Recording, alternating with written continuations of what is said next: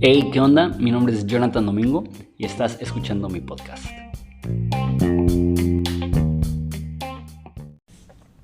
Hey, ¿qué onda amigos? ¿Cómo están? Bienvenidos al próximo video o audio del libro de Génesis. Hoy vamos a considerar Génesis 2 del 14 al 17. Y lo dije al final del video anterior, o más bien al principio del video anterior, que me estaba medio enfermando. No me he enfermado, sigo medio invicto, pero todavía tengo mucha congestión y como que un rollo ahí en la garganta. Y ese video aún más que el anterior. Entonces, una vez más me vas a tener que disculpar por la calidad de mi voz. Y también les había dicho que iba a grabar 3 mensajes en ese formato antes de regresar a la secuencia de los videos pregrabados. Pero estaba viendo y definitivamente necesito uno adicional, que es este. En el formato viejo únicamente mencioné brevemente el rol del hombre trabajando en el huerto, pero hay tantas cosas aquí tan importantes que únicamente ni siquiera las consideré. Entonces son fundamentales a nuestro entendimiento de Génesis, son fundamentales a nuestro entendimiento de la Biblia hebrea específicamente. Entonces, sí, lo leo y después oramos y lo consideramos juntos. También antes de leer, hoy estoy grabando esto sábado 17 de diciembre, sale el lunes 19 de diciembre, entonces este es el último video que subo de este tipo antes de la Navidad. Entonces feliz Navidad a cada uno de ustedes, les deseo muchísimas bendiciones en estas fechas. Ahora sí, Génesis 2:4 dice: estos son los orígenes de los cielos y de la tierra cuando fueron creados, el día que el Señor Dios hizo la tierra y los cielos. Aún no había arbusto del campo en la tierra, ni había aún brotado ninguna planta del campo, porque el Señor Dios no había enviado lluvia sobre la tierra, ni había hombre para labrar la tierra. Pero se levantaba de la tierra un vapor que regaba toda la superficie del suelo. Entonces el Señor Dios formó al hombre del polvo de la tierra y sopló en su nariz aliento de vida, y fue el hombre un ser viviente. Y el Señor Dios plantó un huerto hacia el oriente, en Edén, y puso ahí al hombre que había formado. El Señor Dios hizo brotar de la tierra todo árbol agradable a la vista y bueno para comer. Asimismo, en medio del huerto, hizo brotar el árbol de la vida y el árbol del conocimiento del bien y del mal. Del Edén salía un río para regar el huerto, y de ahí se dividía y se convertía en otros 4 ríos. El nombre del primero es Pisón. Ese es el que rodea toda la tierra de Ávila, o Ávila, no sé cómo se diga, donde hay oro. El oro de aquella tierra es bueno. Ahí hay bedelio y onice. El nombre del segundo río es Gihón, o Gihón. Ese es el que rodea la tierra de Cus. El nombre del tercer río es Tigris. Ese es el que corre al oriente de Asiria. Y el cuarto es el Éufrates. El Señor Dios tomó al hombre y lo puso en el huerto del Edén para que lo cultivara y lo cuidara. Y el Señor Dios ordenó al hombre: de todo árbol del huerto podrás comer, pero del árbol del conocimiento del bien y del mal no comerás, porque el día que de él comas, ciertamente morirás. Padre, te damos gracias por la oportunidad de considerar tu palabra juntos. Padre, te pido que al ver estos conceptos que son tan fundamentales, tan primarios en nuestro entendimiento de ti, te pido que nos ilumines, que nos instruyas, que nuestro corazón esté sensible, no solamente a recibir información, sino que esa información nos acerque más a ti. En nombre de Jesús. Amén. El hombre peca en Génesis 3. Entonces, Génesis 2 nos permite ver algo interesante, que lo voy a dividir en 2 partes. Esa primera parte y la segunda va a ser la creación de la mujer. Pero esto nos permite ver al hombre sin el efecto negativo del pecado. ¿Alguna vez te has pensado, te has puesto a pensar cómo sería la experiencia humana si no hubiera maldad? Pues aquí hay un vistazo de cómo era la condición humana sin la mancha de la maldición. En estos en este capítulo podemos remover todas las capas de confusión creadas por la maldad y el pecado y la rebelión y ver la humanidad en su versión más pura. Entonces, vamos trabajando el texto verso a verso hasta llegar a estos conceptos. Versículo 4 dice así: Esos son los orígenes de los cielos y de la tierra cuando fueron creados, el día que el Señor Dios hizo la tierra y los cielos. Varias cosas aquí. Hay muchas personas que creen que Génesis tiene dos recuentos diferentes de la creación. Génesis 1 narrando 7 días de la creación, 6 de trabajo, 1 de descanso. Y luego aquí dice algo curioso: estos son los orígenes de los cielos y la tierra, el día que el Señor creó la tierra. Y luego nos menciona una historia totalmente diferente donde no hay árboles, donde hay ríos, donde hay un vapor que riega las plantas, donde crea al hombre y a la mujer en momentos diferentes. Y en Génesis 1 le dice que los creó varón y hembra. Entonces eso ha llevado a muchos a pensar que Génesis tiene dos recuentos de la creación. Sin embargo, no, cuando dice el día que el Señor Dios hizo la tierra y los cielos, me hace pensar en un recuento, que Génesis 1 es un enfoque más específico o más general, perdón, de los cosmos, del universo, y capítulo 2 es más específico de la creación del hombre. Y de hecho, literariamente hay algo que indica lo mismo. Dice: en el día que el Señor Dios hizo la tierra y los cielos. En Génesis 1, la forma que el autor nos presenta a Dios es que dice que es Elohim. Eso es hebreo. En hebreo, Elohim significa Dios, así como tú y yo podemos usar Dios para hablar de dioses griegos, o hablar de Dios de la Biblia, o hablar de Jesús. Elohim es la palabra genérica de Dios. Aquí, cuando dice Señor Dios, la palabra es Jehová o Yahvé, que no voy a entrar a detalle de el nombre, pero este es el nombre personal de Dios. Esta es la forma que los hebreos diferenciaban a su Dios de todos los demás dioses falsos de las tierras donde podían estar.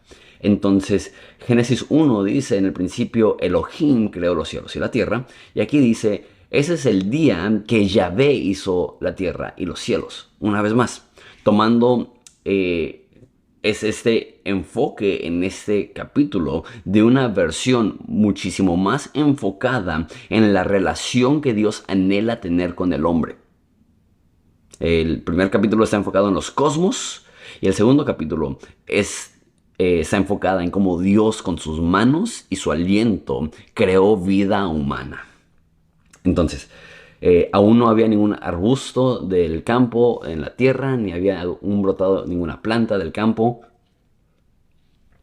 porque el Señor Dios no había enviado lluvia sobre la tierra, ni había hombre para labrar la tierra, pero se levantaba de la tierra un vapor que regaba toda la superficie del suelo. Entonces dice que aún no había llovido, y de estos dos versículos, personas crean todo un formato científico de cómo pudo haber existido el mundo antes del diluvio. Lo que dicen esas personas es que antes del diluvio no llovía, sino que había una capa protectora, como la atmósfera, pero más densa, y era de agua.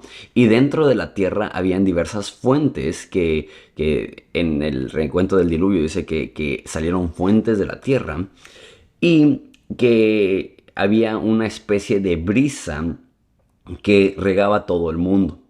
Y dicen que por esta capa protectora alrededor del mundo daba un clima perfecto en todo el mundo, y que esa es la razón que puedes ver fósiles de mamuts en Siberia con plantas tropicales aún en su estómago. Esas personas dicen que en el diluvio, como digo, la atmósfera de agua se colapsó en el mundo, y las aguas que ven en la profundidad se reventaron también, y por eso en tan poco tiempo pudieron quedar cubiertos las montañas más grandes del mundo, porque no era una lluvia creada por condiciones que nosotros conocemos de evaporación y, una vez más, condensación, creo que se llama, sino que era esta capa protectora de agua que le daba un clima tropical a todo el mundo, que se revienta y cae sobre la tierra. Y también usan eso para explicar cómo los humanos vivían tanto tiempo antes del diluvio. Si lees Génesis, te dice que tal persona vivió 900 años, y tal persona vivió 800 años, y tal persona vivió 950 años. Y dices, ¿cómo puede ser que había tanta longevidad? Y ellos dicen que por esa capa protectora había un nivel de oxígeno mayor, que eso permitía que las personas vivieran más tiempo. Ahora, hay una parte de mí que cree todo eso, porque como cuadra con mi forma de ver la Biblia de una forma como tremendamente literal, pero también veo eso y digo, oye, es muchísimo peso ponerle a estos dos versículos tanto peso científico. Eso definitivamente el autor de Génesis no estaba intentando explicar el diluvio o la longevidad de lo humano. Simplemente estaba diciendo en ese entonces no estaba lloviendo, pero la tierra era regada por un vapor que subía todos los días. Y es en ese contexto, en versículo 7, que dice, entonces el Señor formó al hombre del polvo de la tierra y sopló en su nariz el aliento de vida. Y fue el hombre un ser viviente. Me encanta ese versículo. Me encanta cómo es tan íntimo. Antes de hablar de cómo Dios formó al hombre y antes de hablar de cómo sopló aliento de vida, quiero tomar un segundo para considerar de qué lo creó. Dice que formó al hombre del polvo de la tierra. Ahora, eso es simbólico, eso es importante, porque quiero ver tres cosas referente al polvo. Uno, la palabra aquí de polvo normalmente es polvo seco o inclusive ceniza. Entonces, muchas veces tomamos la imagen del barro, y voy a hablar de eso en un minuto, pero quizá la imagen más específica sería literal polvo. Y me hace pensar en lo que el salmista dice, que dice, te compadeces de nosotros y recuerdas que somos polvo. Eso habla de que el hombre no es especial por sus atributos físicos. El hombre es especial por el aliento de Dios en nosotros. Voy a hablar más de eso en un segundo. Lo segundo es, me encanta esa analogía de formó al hombre del polvo. Y sí podemos tomar eso, porque sí hay algunas ocasiones donde esta palabra se utiliza para barro. Entonces, dice Pablo que Dios es el alfarero y nosotros somos el barro y nosotros no podemos reclamarle a Dios. Creo que es Jeremías que habla de la casa del alfarero, como Dios nos forma. Dice el salmista que tú me formaste en el vientre de mi madre. Obviamente eso está hablando del primer humano, está hablando de Adán, de cómo Dios con sus manos lo formó como un alfarero forma el barro para hacerse una vasija.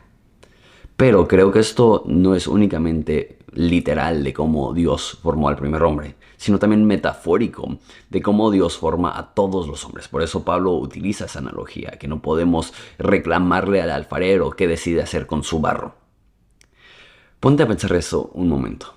Tú fuiste creado simbólicamente en el vientre de tu madre por las manos de Dios.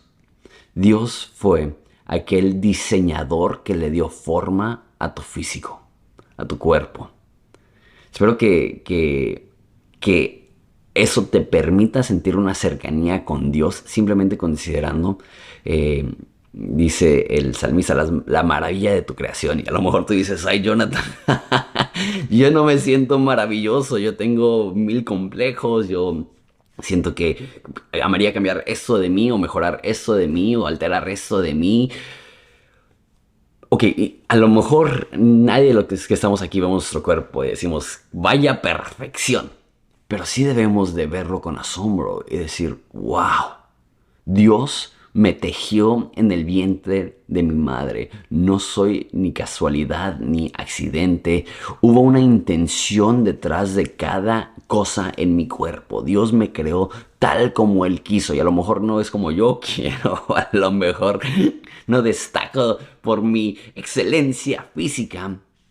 Pero qué hermoso que Dios, literalmente persona tras persona, escogió la figura de nuestro rostro, escogió el tamaño de mis orejas, las hubiera hecho un poco más pequeñas, escogió el color de nuestros ojos y dijo, ese le va a quedar perfecto. De esa forma Dios te creó, con atención a detalle.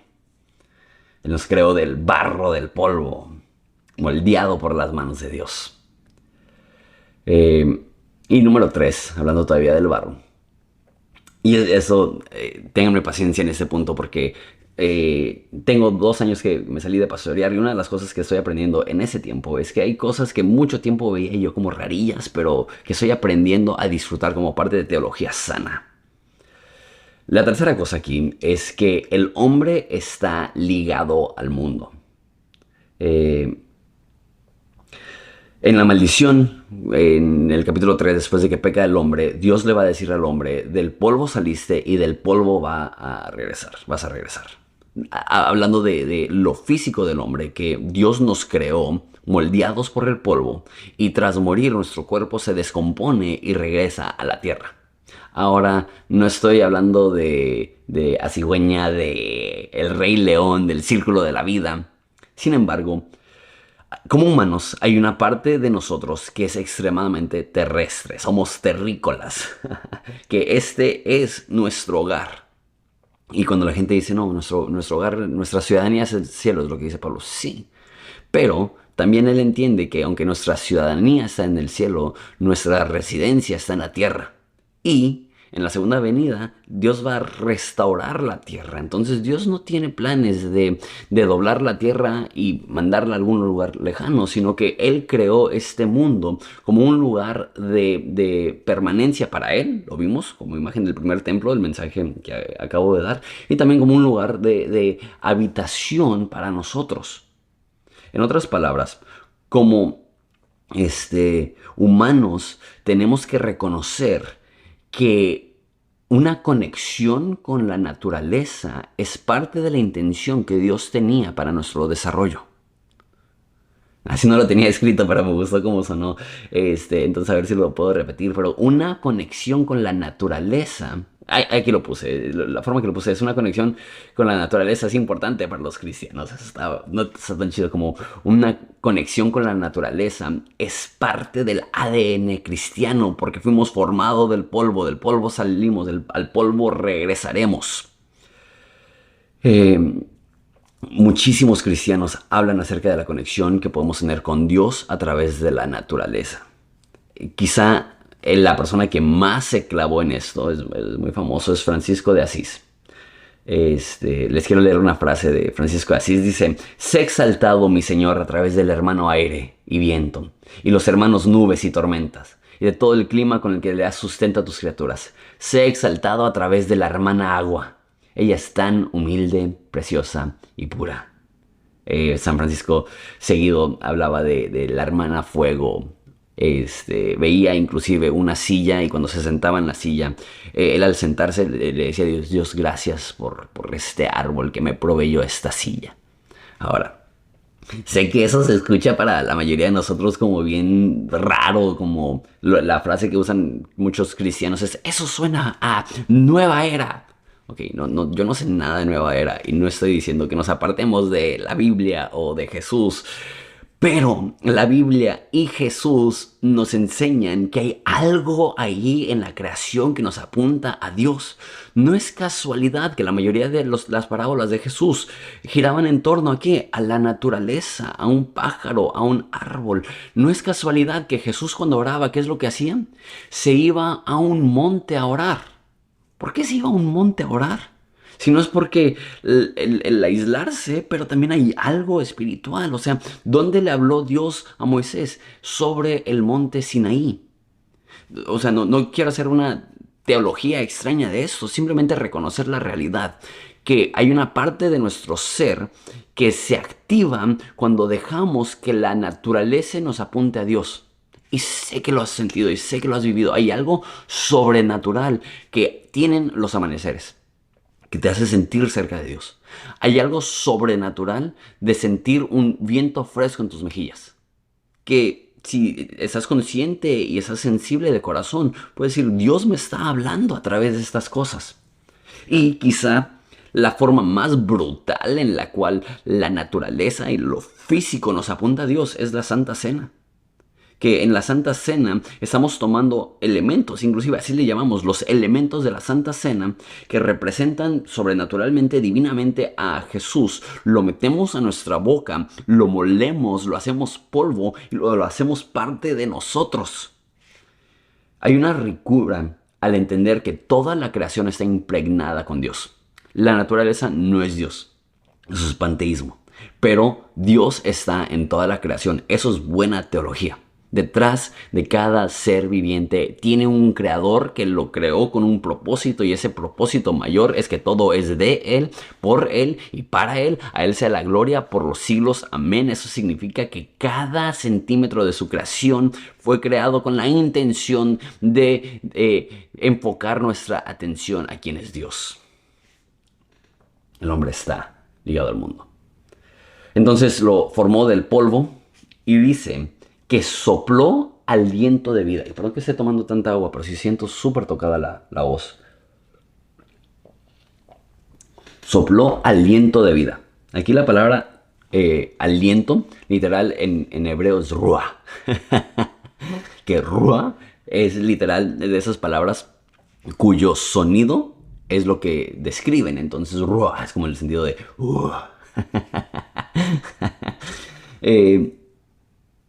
Eso es tan común como esta imagen. La mayoría de cristianos conocemos la historia de la creación. Y, sí, o sea, Dios formó y hasta te lo imaginas, ¿no? Como en el polvo crea esta silueta de un hombre, y, sopla aliento y se levantan. Pero hay que tomar un segundo para considerar qué tan hermosa es esta imagen.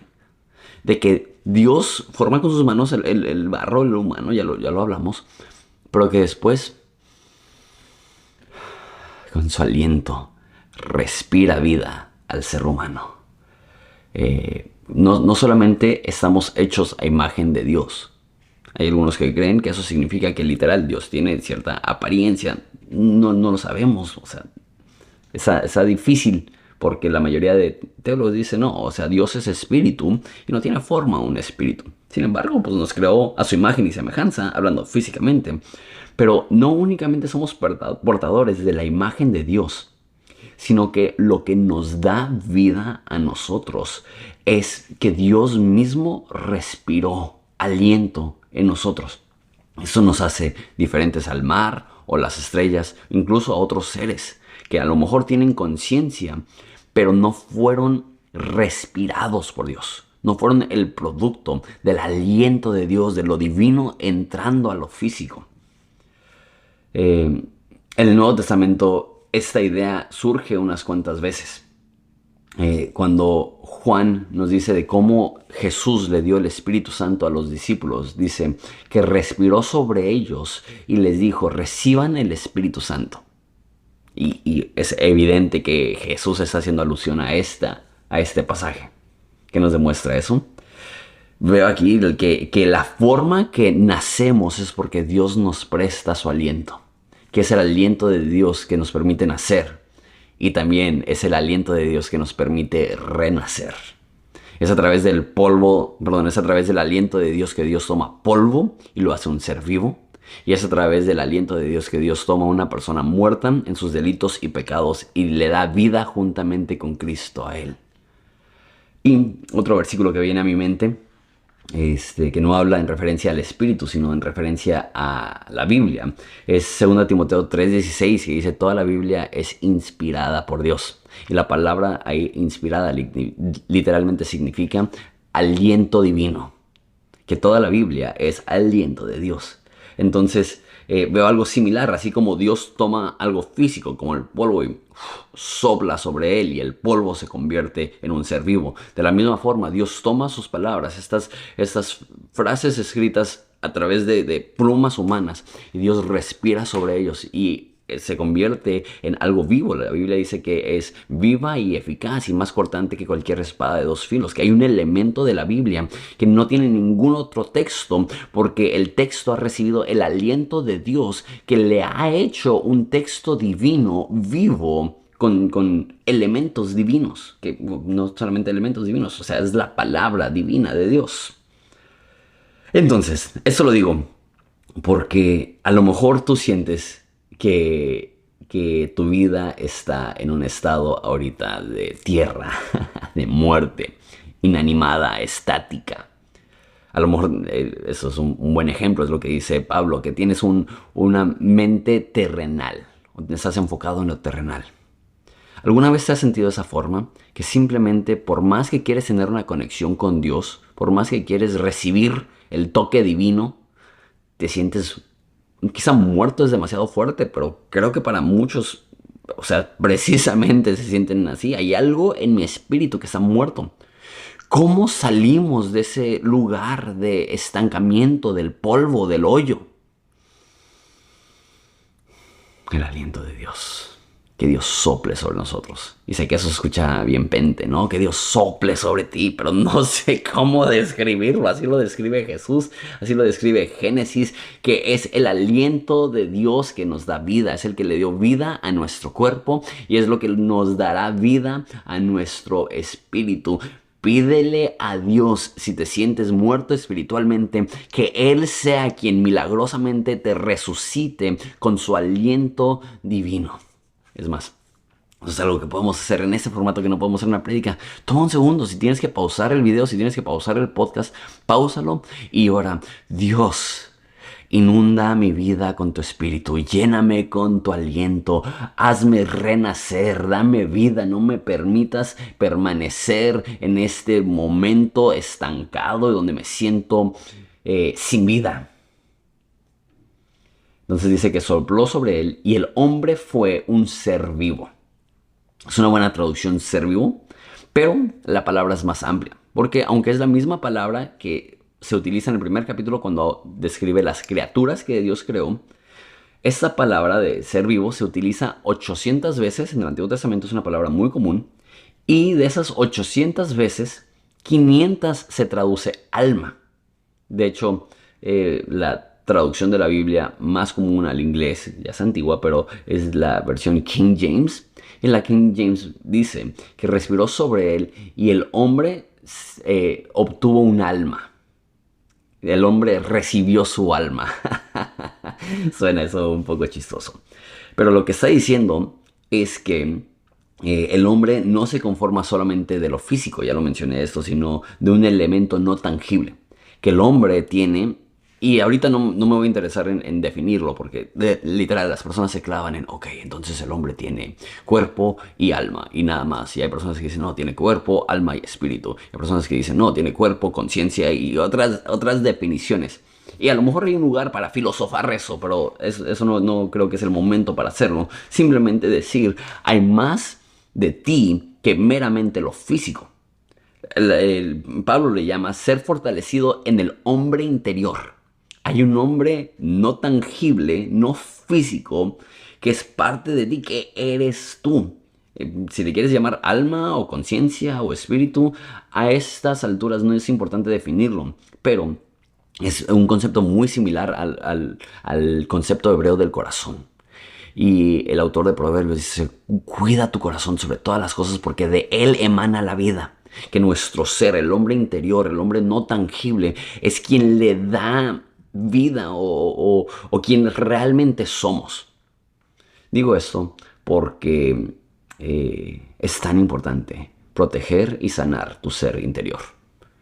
Creo que le damos mucha atención hoy en día a tener un cuerpo sano, a los avances de la tecnología en la capacidad de sanar diferentes enfermedades y bendito Dios por eso. Sin embargo, hoy más que nunca hay personas que cargan enfermedades del alma. De hecho, todavía no tengo súper definido bien cómo va a ser el formato de este podcast o de este canal, pero algo que sí sé es que quiero de repente hacer series como lo hacía en la iglesia, donde hablo de temas específicos que son tan necesarios. Y una serie que quisiera hacer es hablar de las enfermedades del alma, hablar de la soledad, hablar de la angustia, hablar de la desesperación, hablar de la depresión, de la ansiedad. Hablar de incluso de cosas como crisis alimenticias y una relación no sana con el alcohol o con la comida. ¿Por qué? Porque todo esto emana de heridas, de enfermedades, de pecado, de muerte en nuestro ser interior. Entonces, el texto no nos lleva a profundizar en esto, más allá de simplemente decir, cuida tu alma, cuida tu espíritu, aliméntate espiritualmente, busca estar en conexión con Dios. No hay nada más importante para tu bienestar. Y hay tanto que se escribe acerca como digo, de estar bien físicamente. Pero muy poco que se escribe acerca de cómo estar bien espiritualmente. Y sabes, ahorita hay tanto enfoque en horóscopos o en espiritualidad vaga. Ok, si tú crees eso, no quiero insultarte ni ofenderte. Pero lo que yo veo en la Biblia es que seres espirituales o conceptos espirituales vagos y ambiguos no son lo que necesita nuestra alma. Necesitamos un Dios personal. Por esto, al principio, cuando habla de la creación del hombre, se presenta a sí mismo como Yahvé. Ese es mi nombre, ese es quien soy yo, es una persona, podemos conocerle. Continuamos. Versículo 8 dice, el Señor plantó un huerto hacia el oriente, en Edén, y puso ahí al hombre que había formado. Y el Señor Dios hizo brotar de la tierra todo árbol agradable a la vista y bueno para comer. Asimismo, en medio del huerto hizo brotar el árbol de la vida y del conocimiento del bien y del mal. Okay, varias cosas aquí, como les dije, estos son textos un tanto densos. El Señor Dios plantó al oriente en Edén y puso un huerto en Edén. Ok. Al parecer, Edén es un jardín en una parte específica del mundo. Pero algo curioso acerca de la palabra Edén es que Edén significa placer.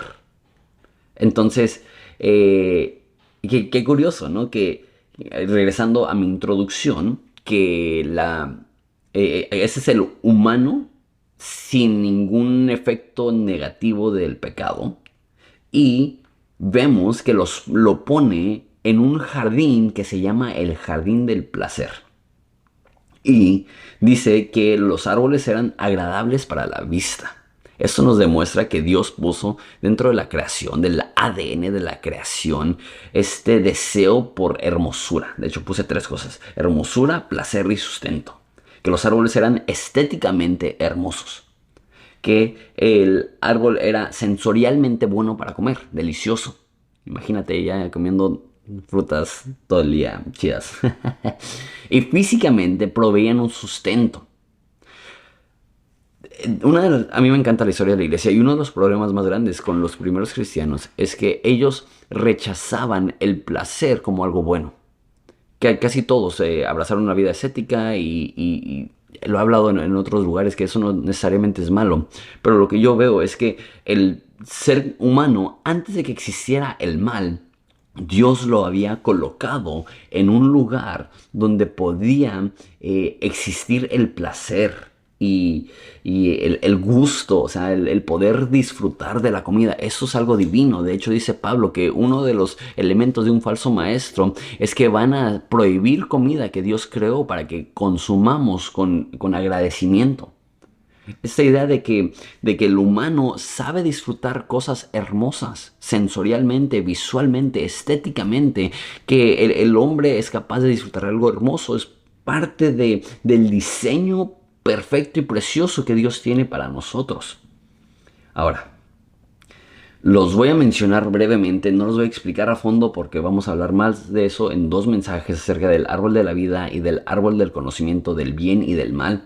Pero pues ahí brevemente nos dice que hay 2 árboles específicos. Hay muchísimos árboles, todos son deliciosos, todos son hermosos, todos están chidos. Y hay 2 árboles que nombra. Uno es el árbol de la vida y el árbol de la vida representa la inmortalidad física. Cuando el hombre peca, Dios tiene que expulsar al hombre porque dice que si sigue comiendo el árbol de la vida, entonces vivirá para siempre. Y en Apocalipsis vemos que en la Nueva Jerusalén, nuestro lugar de permanencia eterna, va a haber un árbol de la vida y dice que es para la sanidad de las naciones, dando este mismo entendimiento que la clave para la inmortalidad es el árbol de la vida. muy curioso y como digo, hablaremos más de eso un poco al final de este mensaje y más en dos mensajes. El otro árbol que hay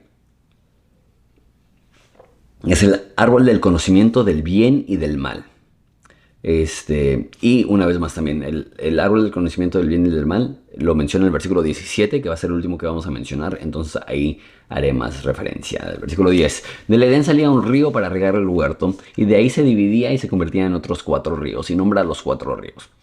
Aquí estamos viendo que el autor de Génesis nos está dando la ubicación física del Edén, que es un lugar que al parecer estaba cerca del Tigris y el Éufrates, ríos que existen hasta hoy en día. Hay personas que dicen que eso no pueden ser los mismos ríos porque es previo al diluvio, pero aquí dice que es el mismo río que atraviesa Asiria, entonces más o menos por ahí podemos darnos una idea.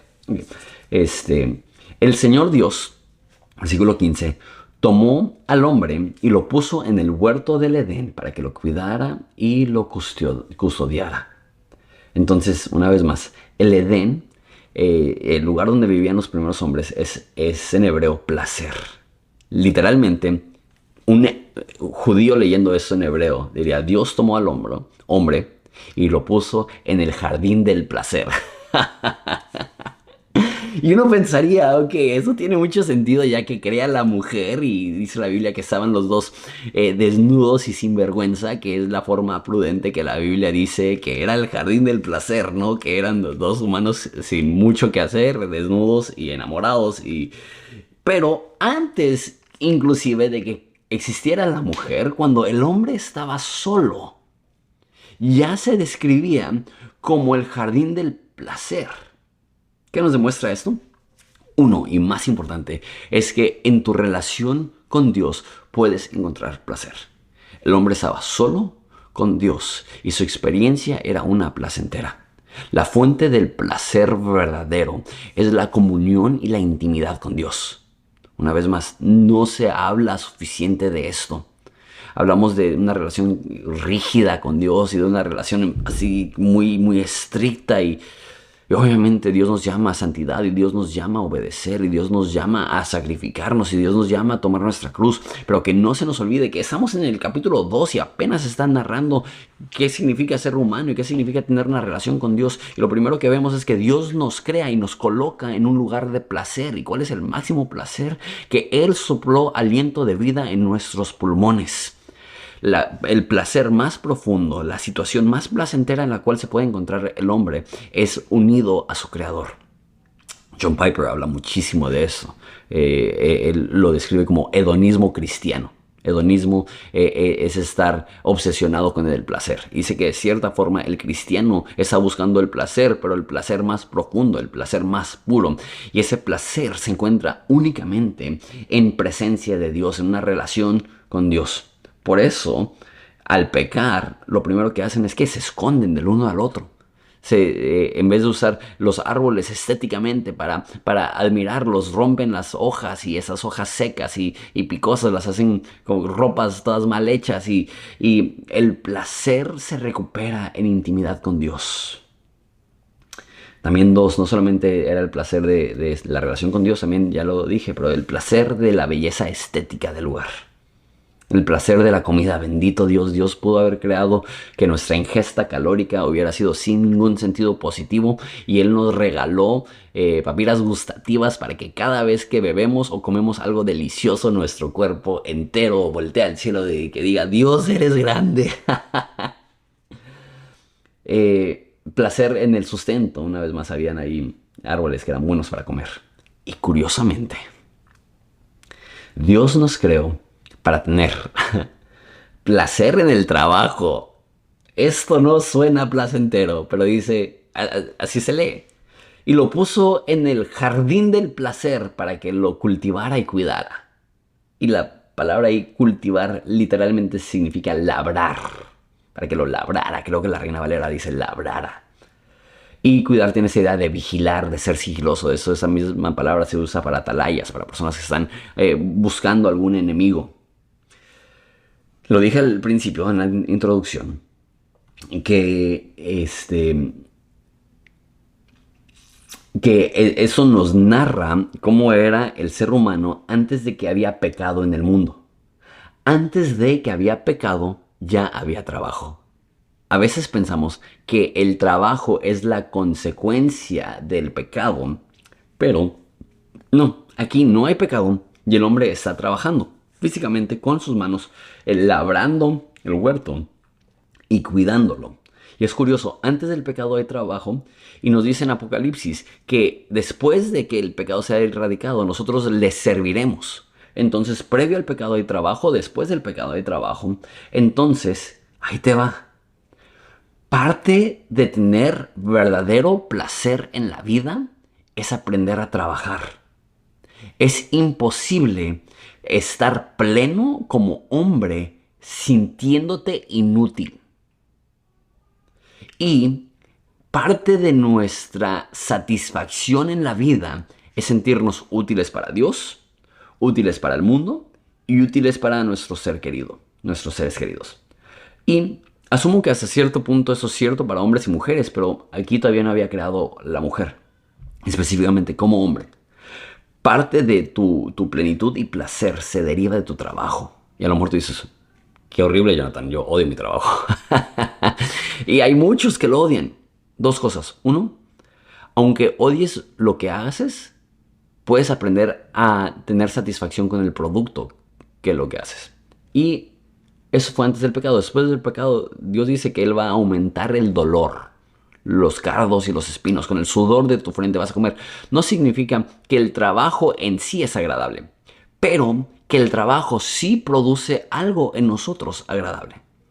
Dice Salomón que es bueno que el hombre lleve su carga desde su juventud. El ocio es peligroso. El ocio es destructivo. La utilidad y el trabajo nos alinea con nuestra naturaleza como hombres.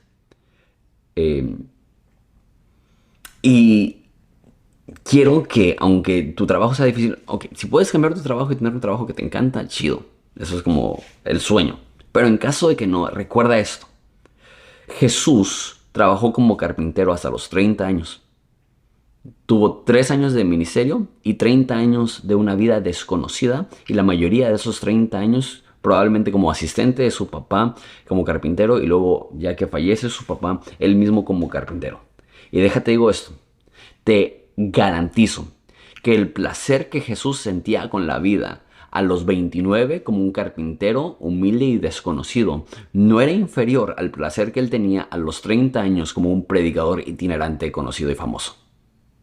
Jesús, antes de entrar en su ministerio, estaba viviendo una vida igual que la nuestra, cotidiana en todos los sentidos, y él le veía valor a eso, a trabajar, a suplir para su familia.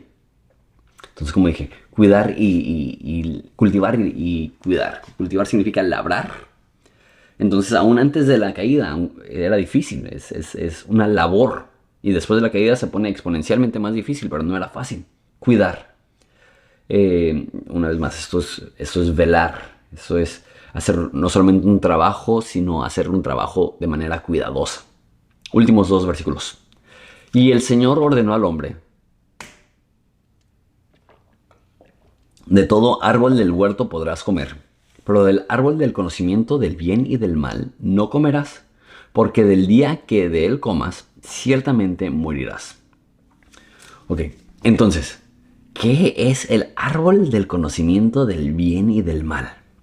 Y leí mucho, escuché varios videos, y la verdad se me hizo que la mayoría están clavados de más. No creo que eso es complicado. ¿Qué significa que hay un árbol del conocimiento del bien y del mal? La parte del mal es muy evidente. Desobedeces a Dios y conoces el mal. Ellos no conocían el mal, ellos eran inocentes, eran puros, eran sin pecado. Pero entonces, ¿cómo podrían conocer el bien? Pues obviamente ya están en un planeta bueno, ya están en el jardín del placer. Entonces, ¿qué significa? Que el momento que coman del árbol,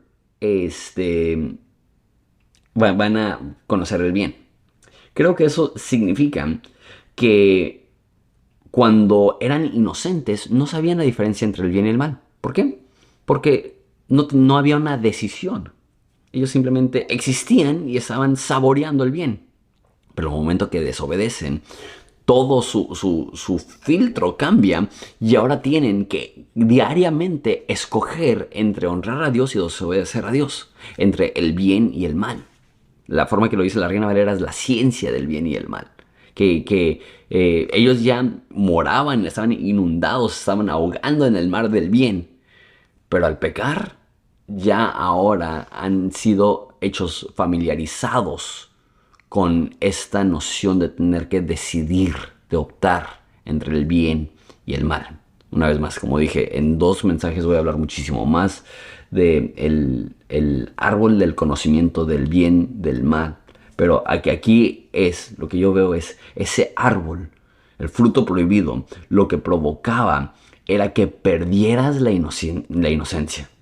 El hombre moriría, pero no murió inmediatamente. Iba a morir. ¿Pero qué significa? Que el día de que comas de él ciertamente morirás. Morirá la inocencia. Morirá el placer sin límites, si lo quieres ver así. Morirá la intimidad con Dios, de tenerlo habitando, no solamente caminando junto a nosotros, pero dentro de nosotros. Todo se pierde al entrar el pecado a la ecuación. Quiero terminar con esa idea. El árbol de la vida. Esa era la clave para la inmortalidad. Y el árbol es significativo, como dije, aparece al principio y al final. Pero también hay otro árbol que creo que los autores del Nuevo Testamento le dicen que Jesús fue clavado a un madero. Que Jesús es la vida, pero para darnos vida Él tuvo que morir. Como aquí dice que el día que comes del conocimiento del bien y del mal, del árbol del conocimiento del bien y del mal, morirás. Jesús murió para que nosotros podamos experimentar la vida. Jesús fue aquel que estuvo dispuesto a tomar la muerte sobre sí mismo en un árbol, no de vida, sino de muerte, para que nosotros un día podamos probar del árbol de la vida. Una de las promesas más hermosas del Apocalipsis dice: al que venciere, yo le daré de comer del árbol de la vida. Que hay algo ahí que nos demuestra que la vida eterna será recuperar la inocencia que se perdió en Génesis. Esa muerte será sepultada, dice Pablo. Oh muerte, ¿dónde está tu aguijón? Dice Pablo también que la muerte será el último enemigo destruido. Dice en Apocalipsis que la tumba y la muerte misma van a ser echados al lago de fuego. Que esa idea que vivimos de tal forma que Dios nos había creado en nuestra ADN para vivir para siempre, pero el pecado trae muerte, pero esa inmortalidad puede ser recuperado una vez más. ¿Cómo? Porque Dios en un árbol de muerte fue humillado, fue traicionado, fue castigado para que nosotros ahora podamos ser perdonados de esa maldad, para que nuestra muerte pueda ocurrir en otro, para que ahora nosotros, al permanecer en él, podamos participar del árbol de la vida. Hablaré muchísimo más de esos conceptos. Gracias por acompañarme. Vamos a orar. Padre, te doy gracias. Te doy gracias por que tú nos presentas el modelo del humano perfecto. Un hombre lleno de ti, un hombre lleno de placer, un hombre lleno de trabajo. Y te pido que aprendamos de eso. Vimos muchos detalles en este mensaje, pero lo que destaca es esto. Es que tú no estás peleado con el placer. Pero cuando buscamos placer fuera de ti, rompemos el orden que tú habías tenido desde la fundación del mundo. Ayúdanos a regresar al origen, a ti, al Creador. Padre, perdona nuestros pecados, perdónanos cuando nos descarriamos y nos alejamos de ti. Danos tu amor, danos tu presencia. En nombre de Jesús. Amén. Dios te bendiga. Si tú deseas apoyar lo que estamos haciendo en este canal, puedes hacerlo a través de Patreon. Y también ya estamos a como 3 semanas de empezar la Masterclass de Apocalipsis. Entonces, si quieres irte registrando para eso, ahí lo puedes hacer en Patreon.